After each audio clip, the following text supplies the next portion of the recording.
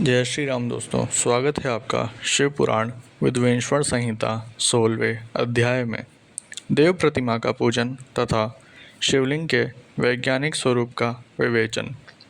ऋषियों ने कहा, साधु शिरोमणि सूत जी, हमें देव प्रतिमा के पूजन की विधि बताइए जिससे अभिष्ट फल की प्राप्ति होती है। सूत जी बोले, हे महर्षियों, मिट्टी से बनाई हुई मूर्ति का पूजन करने से पुरुष स्त्री सभी के मनोरथ सफल हो जाते हैं। इसके लिए नदी, तालाब, कुएं या जल के भीतर की मिट्टी लाकर सुगंधित द्रव्य से उसको शुद्ध करें। उसके बाद दूध डालकर अपने हाथों से सुंदर मूर्ति बनाएं। पद्मासन द्वारा प्रतिमा का आदर सहित पूजन करें। गणेश, सूर्य, विष्णु, शिव, पार्वती की मूर्ति और शिवलिंग का सदैव पूजन करें। संपूर्ण मनोरथों की सिद्धि के लिए 16 उपचारों द्वारा पूजन करें।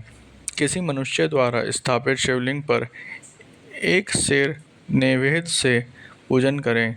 देवताओं द्वारा स्थापित शिवलिंग को 3 सेर नैवेद्य अर्पित करें तथा स्वयं प्रकट हुए शिवलिंग का पूजन 5 सेर नैवेद्य से करें। इससे अभिष्ट फल की प्राप्ति होती है।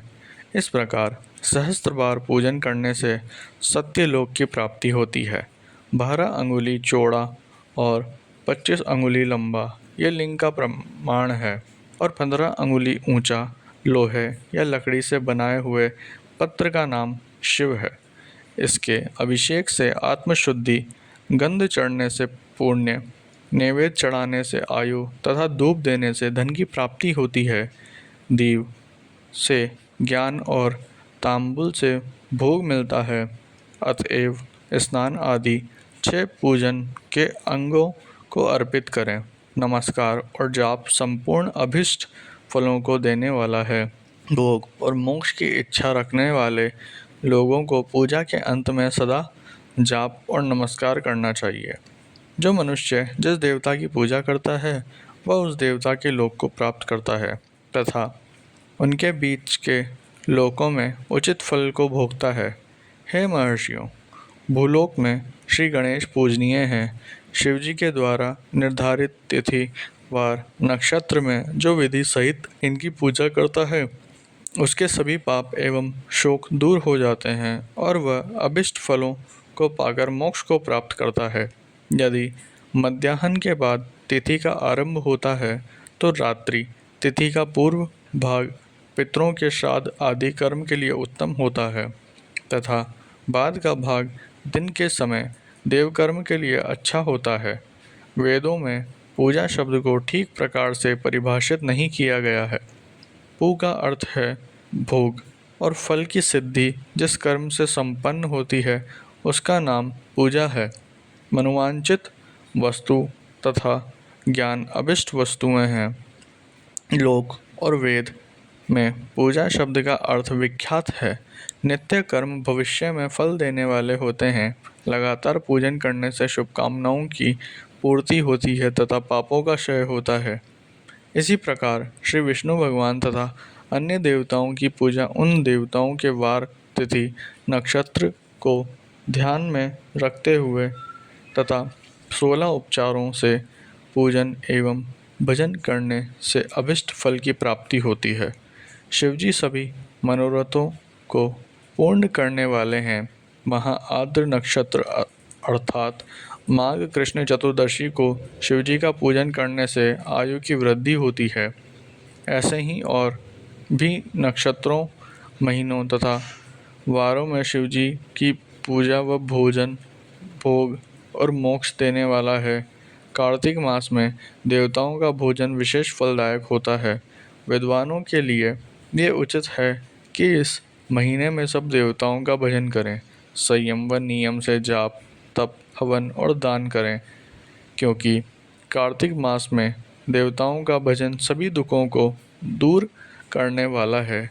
कार्तिक मास में रविवार के दिन जो सूर्य की पूजा करता है और तेल व कपास का दान करता है उसका कुछ रोग भी दूर हो जाता है और अपने तन मन को जीवन पर्यंत शिव को अर्पित कर देता है। उसे शिव मोक्ष प्रदान करते हैं।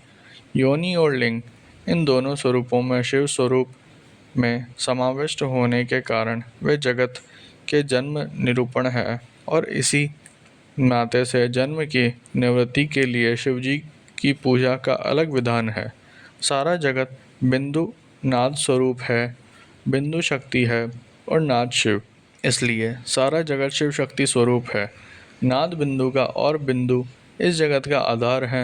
आधार में ही आद्य का समावेश अथवा लय होता है, यही सकलीकरण है। इस सकलीकरण की स्थिति में ही षष्ठी काल में जगत का आरंभ हुआ है। शिवलिंग बिंदु नाद स्वरूप है, अतः इसे जगत का कारण बताया जाता है। बिंदु देव हैं और नाद शिव, इनका संयुक्त रूप ही शिवलिंग कहलाता है। अतः जन्म के संकट से छुटकारा पाने के लिए शिवलिंग की पूजा करना चाहिए। बिंदु रूपा देवी उमा माता है और नाद स्वरूप भगवान शिव पिता। इन माता पिता के पूजित होने से परमानंद की प्राप्ति होती है। देवी उमा जगत की माता है और शिव जगत के पिता। जो इनकी सेवा करता है उस पुत्र पर इनकी कृपा नित्य बढ़ती रहती है। वह पूजक पर कृपा कर उसे अपना आंतरिक ऐश्वर्य प्रदान करते हैं।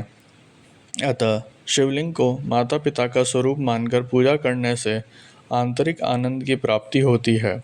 भर्ग शिव पुष्प रूप है और मार्ग शक्ति प्रकृति कहलाती है। पुरुष आदि गर्भ है क्योंकि वही प्रकृति का जनक है।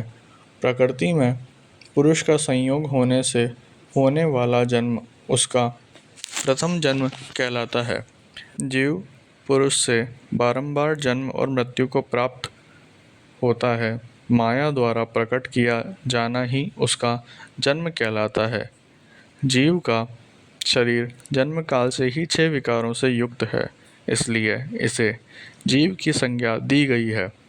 जन्म लेकर जो प्राणी विभिन्न पाशों अर्थात बंधनों में पड़ता है वह जीव है। जीव पशुता के पाश से जितना छूटने का प्रयास करता है उसमें उतना ही उलझता जाता है। कोई भी साधन जीव को जन्म मृत्यु के चक्र से मुक्त नहीं कर पाते। शिव के अनुग्रह से ही महामाया का प्रसाद जीव को प्राप्त होता है और मुक्ति मार्ग पर अग्रसर होता है। जन्म मृत्यु के बंधन से मुक्ति होने के लिए श्रद्धापूर्वक शिवलिंग का पूजन करना चाहिए। गाय के दूध, दही और घी को शहद और शक्कर के साथ मिलाकर पंचामृत तैयार करें तथा इन्हें अलग अलग भी रखें। पंचामृत से शिवलिंग का अभिषेक व स्नान करें। दूध व अन्न मिलाकर नैवेद्य तैयार कर प्रवण मंत्र का जाप करते हुए उसे भगवान शिव को अर्पित कर दें। प्रवण को ध्वनिलिंग, स्वयंभूलिंग और नाद स्वरूप होने के कारण नादीलिंग तथा बिंदु स्वरूप होने के कारण बिंदुलिंग के रूप में प्रसिद्धि प्राप्त है। अचल रूप से प्रतिष्ठित शिवलिंग को मकार स्वरूप माना जाता है, इसलिए वह मकार लिंग कहलाता है। सवारी निकालने से उकार लिंग का उपयोग होता है। पूजा की दीक्षा देने वाले गुरु आचार्य विग्रह आकार का प्रतीक होने से आकार लिंग के 6 भेद हैं। इनकी नित्य पूजा करने से साधक जीवन मुक्त हो जाता है।